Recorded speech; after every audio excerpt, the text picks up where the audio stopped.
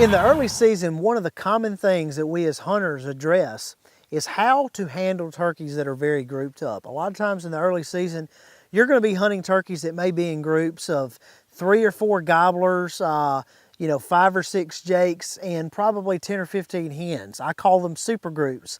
And basically how you want to call to those turkeys is you want to try to identify the boss hen. If you hear one hen that is basically dominating the conversation, you want to essentially mimic what she's doing and try to get her to bring the whole flock in.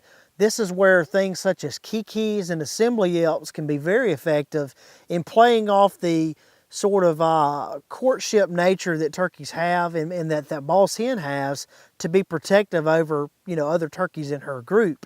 If you've got a bunch of gobblers together, this is one of the greatest joys that you can have in working multiple gobblers, because a lot of times their competitive nature plays off one another. That's where I personally like to get very aggressive. If they're cutting me off, say when I'm getting really excited and they're both gobbling at the same time or something like that, that's where I'm going to get really aggressive and try to get them as fired up as possible so that they basically throw caution to the wind and come into my setup.